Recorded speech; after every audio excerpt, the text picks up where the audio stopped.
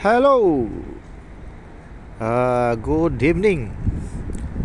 Sa ngayon, nagkaroon tayo ng chance na magkaroon ng shore leave. So actually nandito tayo sa parang sentro at saka plaza ng Santander, Spain. Gabi ngayon, alas 8 na ng gabi.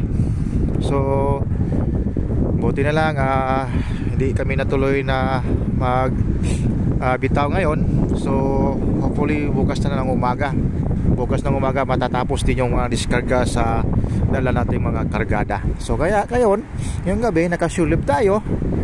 So may chance tayong nakukuha ng mga video dito, no? So ganito yung hitsura ng parang maliit na plaza nila. Tapos yung mga estilo dito, actually dami nilang mga condo unit. Kaya makita mo dami ding mga sasakyan dito naka-park, kasi ang mga may-ari niya nandoon sa mga kabila-kabilang mga kondo. So ganyan siya. At saka asusuno, pero medyo malamig din kasi hindi daw maganda ang panahon ngayon, malakas ang hangin. So ipasilip ko sa inyo yung mga kondo, no? So ganyan yung mga estilo dito. So dami talaga mga matataas at saka malalaki mga buildings dito, pero mga condominium yan. At saka of course may mga establishment din sa baba. So ganyan siya. So ganyan siya ka-estilo, no?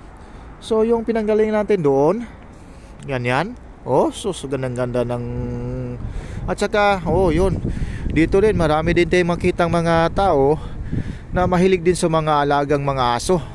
So may mga nagdugwalk din, mga babae, lalaki man, kaya so basta mahilig din sa mga aso So ganyan dito ang estilo. Pag makita mo sa mga kalsada dito, sa mga parang mga highway nila, magkabilaan talaga mga matataas na mga buildings.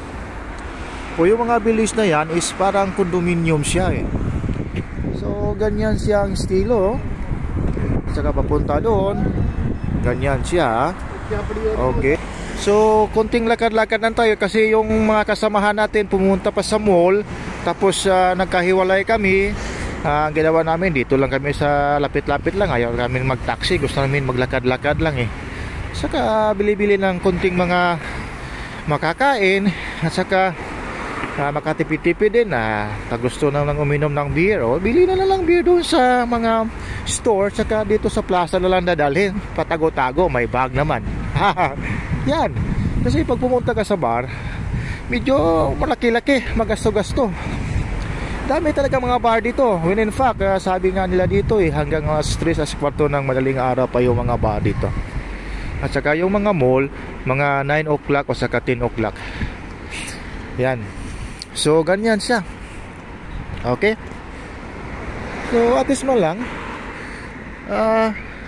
ganito din diba? Okay. So diyan banda, kung tingnan natin, maliit sa nga espasyo kasi magkabilaan yung mga buildings. At saka bawat gilid yan, one way lang yan, kasi doon nakaparada, nakaparking yung mga sasakyan ng mga tao nga nakatira sa mga condominium. So ganyan dito ang estilo sa Santander, Spain. So halos mga tao dito nasa condominium talaga. Kaya pag tuwing Sabado at saka Linggo, rest day talaga nila.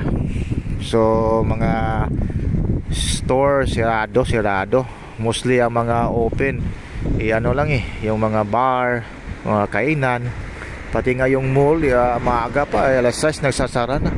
So ngayon yung mga kasamahan, kaya yun, simantala na kasi Lunes So nandoon sila sa mall. Okay? So ganyan lang, no? So ito yung plaza na nisandabayan namin.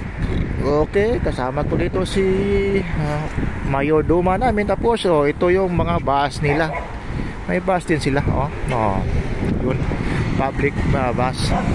Okay, yun yung sabi ko, may sa mga dog.